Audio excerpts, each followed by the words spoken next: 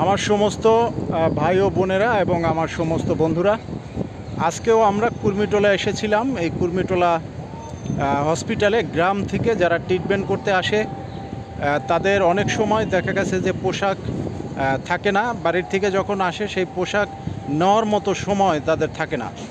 কাজে আমরা চেষ্টা করেছি এখানে ট্রিটমেন্ট করতে যারা এসেছে, যাদের পোশাক নেই তাদেরকে একটু পোশাক দিয়ে, গেঞ্জি দিয়ে তাদেরকে তাদের পাশে থাকার চেষ্টা করেছি। আমার সাথে আছে ভাই পানুয়েল, আমাদের আরেক সন্তান রয়েছে জাহিদ। আমরা চেষ্টা করেছি হসপিটালে ঘুরে ঘুরে, প্রত্যেকটা ফ্লোরে ঘুরে ঘুরে আমাদের যতটুকু সম্ভব তাদেরকে সেই পোশাক দেওয়ার। আপনাদেরও সবার কাছে রিকোয়েস্ট থাকবে যে আপনার হাতে যদি কোনো পোশাক থেকে থাকে আপনার পরিবারের, তবে আপনাদের রিকোয়েস্ট করব যে এমন কোনো পোশাক আপনারা দেবেন না যে পোশাকটা তারা পরতে পারবে না। কাজে অনেকে আমরা দেখেছি যারা এমন পোশাক দেয় যে পোশাকে নানান জায়গায় ছেঁড়া থাকে, নানান জায়গায় স্পট থাকে। কাজে রিকোয়েস্ট করব যে আপনারা চেষ্টা করবেন যেন একজনকে আমরা সাহায্য যখন করবই যেন সেই সাহায্যটা ভালো হয়, কাজে তারা যেন সেই পোশাকটা পরতে পারে। আজকে আমি আপনাদেরকে বলতে চাই, আমরা এখানে 3 জন আছি। আমরা যখন হসপিটালে ঘুরে ঘুরে তাদের জন্য সেই পোশাকগুলি আমরা দিয়েছি আর তাদের দুঃখ দুর্দশার কথা শুনেছি, আমরা আসলে আমাদের চোখের পানি ধরে রাখতে পারিনি। যেমন পানুয়েল দা, সেও কষ্ট পেয়েছে, আমাদের এক সন্তান রয়েছে জাহিদ, সেও অনেক কষ্ট পেয়েছে।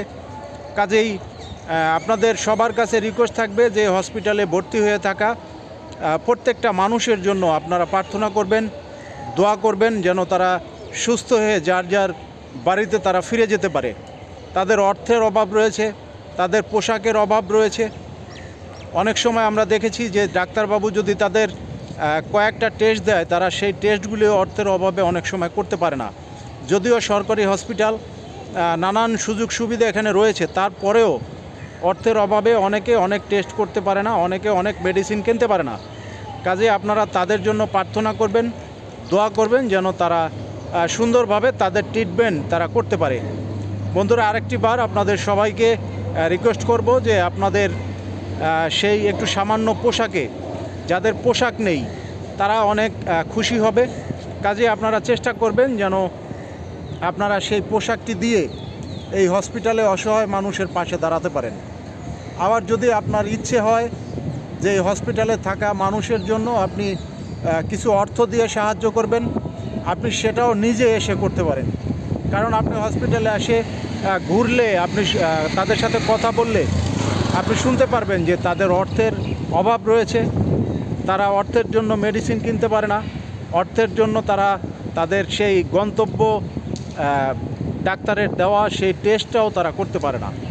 কাজেই আপনাদের যদি সম্ভব হয় আপনারা এখানে এসে তাদের জন্য আপনারা সাহায্য করবেন। ধন্যবাদ সবাইকে। পানুয়েল দা, কিছু বলবেন? ওকে, আপনাদের সবাইকে ধন্যবাদ।